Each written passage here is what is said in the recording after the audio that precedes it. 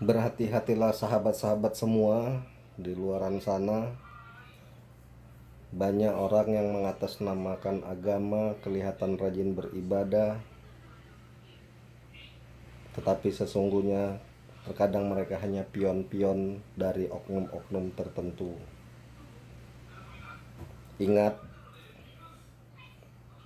iblis itu dulu adalah makhluk ciptaan Allah yang paling taat beragama. Maaf, bukan taat beragama. Iblis adalah makhluk Allah yang paling taat beribadah. Bahkan malaikat sekalipun kalah dalam hal beribadah. Tetapi karena kesombongannya, iblis akhirnya jatuh di dalam kesesatan. Jadi kita jangan seperti iblis, rajin beribadah, tetapi hanya untuk menunjukkan kesombongan kita. Dan ingat satu hal lagi, bahwa salah satu dari paman Rasulullah Shallallahu Alaihi Wasallam, Abu Jahal, adalah orang yang paling memusuhi Rasulullah.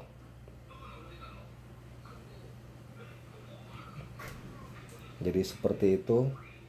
Semoga kita bisa lebih diberikan hidayah, pemahaman, dan keterbukaan pikiran. Jangan terlalu percaya dengan hal-hal yang disampaikan oleh pihak-pihak tertentu. Belajarlah. Itu sebabnya kenapa ayat yang pertama turun adalah Iqra, bacalah. Bukan cuma sekedar membaca, tapi fahami apa yang kamu baca. Semoga bermanfaat. Dan maaf apabila ada pihak-pihak yang merasa tersinggung dengan vlog saya ini. Saya hanya menyampaikan supaya kita bisa lebih memahami makna dari beragama, bukan untuk menjadi mabuk agama. Assalamualaikum warahmatullahi wabarakatuh. Salam sejahtera untuk semuanya, para sahabat-sahabat Kimupeng dimanapun Anda berada. Semoga selalu diberi kelimpahan rezeki, rahmat, dan kesehatan. Jangan lupa di tengah pandemik yang masih terus berlangsung seperti sekarang ini, untuk tetap menjaga kesehatan. Ikuti protokol kesehatan, dimulai dari diri kita sendiri, untuk selalu mencuci tangan sebelum dan sesudah melakukan kegiatan. Jangan lupa jaga jarak, dan tetap jangan lupa subscribe ya.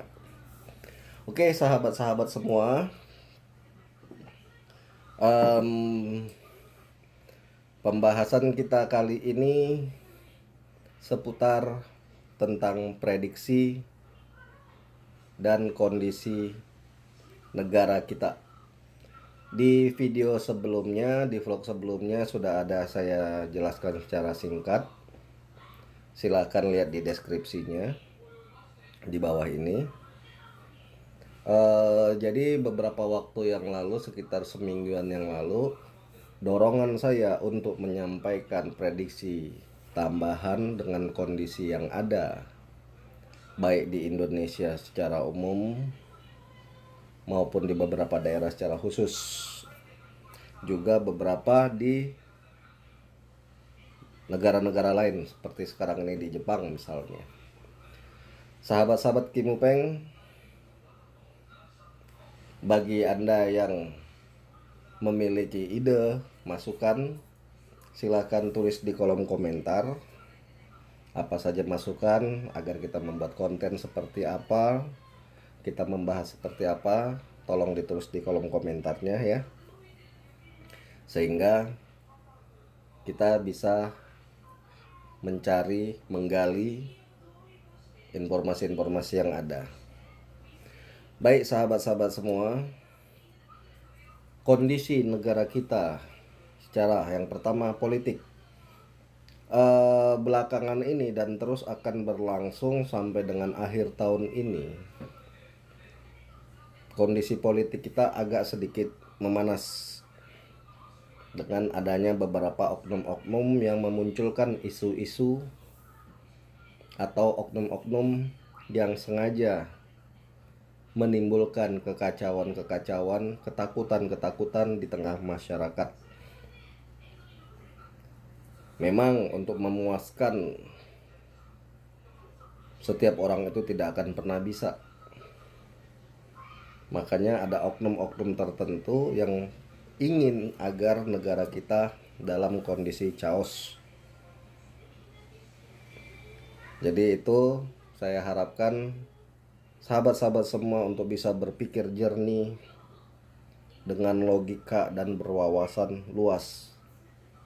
Jangan menerima informasi secara sepihak. Jangan hanya mendengar katanya dan katanya. Jadi memang secara politik Indonesia saat sekarang ini akan terus diguncang. Dan prediksi untuk 2000 menjelang 2024 itu akan lebih panas lagi. Dan wallahu alam tidak menutup kemungkinan akan ada terjadi sedikit kekacauan, semoga tidak, di 2024. Nah, untuk tahun ini tetap seperti ada riak-riak kecil, tapi tidak begitu berarti. Tapi efek dominonya itu apabila pemerintah tidak tegas, akan menjadi efek domino terus berantai. Dan di sini kita meminta juga kepada pihak pemerintah dan pejabat terkait untuk bersikap tegas dan netral demi keutuhan dan persatuan NKRI, bukan menggurui. Karena dari sisi alam lain pun terjadi bentrokan-bentrokan antara golongan putih dengan golongan hitam. Ya, golongan putih ini ingin Indonesia makmur, damai, sejahtera, dan nyaman. Golongan hitam ingin kekacauan, dan kekacauan. Karena dengan kekacauan tersebut mereka bisa mempengaruhi orang banyak. Apalagi yang berkaitan dengan sejengkal perut. Jadi itu sampai dengan saat sekarang ini di alam sana juga sering terjadi gesekan-gesekan. Bisa kita lihat secara kasat mata, secara logika, mempengaruhi iklim, perubahan cuaca yang sangat ekstrim. Setelah masalah politik dengan ada keterkaitan hal tanda kutip di alam sana, kita masuk ke alam Indonesia. Tetap ada 4 unsur yang sangat berbahaya: api, air, angin, tanah. Seperti yang sudah saya jelaskan di vlog sebelumnya, hati-hati dengan air, banjir, bahkan mungkin tsunami. Cuman kemungkinan tsunami kecil, tapi tidak menutup kemungkinan tsunami besar, tanah longsor, dan kebakaran, baik yang disengaja oleh oknum-oknum maupun memang dari alam. Jepang sendiri sekarang ini sedang terjadi hujan lebat terus-menerus, mengakibatkan beberapa daerah, beberapa kota, provinsi di Jepang banjir. Dan korban jiwa sampai dengan saya buat vlog ini lebih kurang sekitar 50 orang meninggal dunia, dan sekitar 14 orang atau 20-an orang masih belum ditemukan. Jadi bagi sahabat-sahabat semua, tolong untuk tidak bereaksi apapun, apalagi di tengah pandemik sekarang ini. Biarkan pemerintah bekerja, biarkan pemerintah merumuskan peraturan-peraturan untuk warga negaranya. Kita sebagai warga negara yang baik hanya memantau kinerja dari pejabat-pejabat. Apabila ada ketidakpuasan, bukan demo yang hanya menyebabkan ketakutan dan kerumunan massa hingga corona akan susah diatasi. Berdemolah secara elegan. Kita punya wakil di DPR maupun DPRD tingkat 1 ataupun tingkat 2. Sampaikan aspirasi Anda, sampaikan keluhan Anda di wakil-wakil yang ada di daerah. Pantau apakah aspirasi Anda sudah disampaikan, sudah diterima oleh mereka, bagaimana kelanjutannya. Bila tidak ada reaksi, tanyakan lagi. 2-3 kali Anda tanyakan tidak juga, silahkan Anda demo di kantor DPR maupun DPRD di tempat Anda mengajukan aspirasi tersebut. Artiannya apa? DPR selaku wakil dari rakyat tidak menjalankan tugasnya dengan sebaik-baik. Kita sebagai warga negara wajib memberikan aspirasi ketidakpuasan misalnya atas sebuah kinerja. Sampaikan ke DPR di komisi-komisi tertentu sehingga mereka bisa membuat rapat dari DPRD tingkat 2 naik ke tingkat 1, tingkat 1 nanti naik langsung ke pusat. Jadi seperti itu, bukan asal demo yang membuat ketakutan di tengah masyarakat dan menyebabkan perekonomian semakin lumpuh. Begitu juga dengan bencana-bencana yang sedang mengintai kita.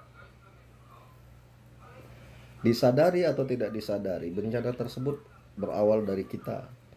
Tidak adanya harmonisasi kita dengan alam. Terjadinya keserakahan, sehingga alam tidak stabil dan menunjukkan kekuatannya kepada kita manusia. Jadi harapan saya untuk sahabat-sahabat semua, siapapun Anda di luar sana, terutama para pejabat-pejabat dan para oknum-oknum yang ingin terjadi kekacauan di Indonesia, sadarlah. Hidup kita saat ini akan diwariskan kepada anak cucu kita ke depan. Apakah kita pengen seperti negara-negara lain yang sudah hancur? Belajarlah dan lihatlah hal yang baik, ambil baik, buang yang buruk. Demikian video kita kali ini. Saya berharap semoga bencana-bencana tersebut tidak terjadi. Saya berharap kondisi kita jauh lebih baik. Pandemi corona di Indonesia bisa lebih turun, sehingga perekonomian dan hubungan kita dengan negara-negara luar bisa kembali lancar. Dimulai dari diri kita sendiri.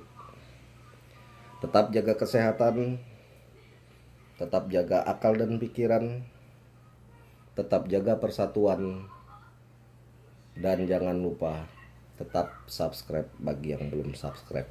Saya Kimupeng 212, terima kasih sudah menonton video ini. Sampai ketemu di video selanjutnya. Bye bye.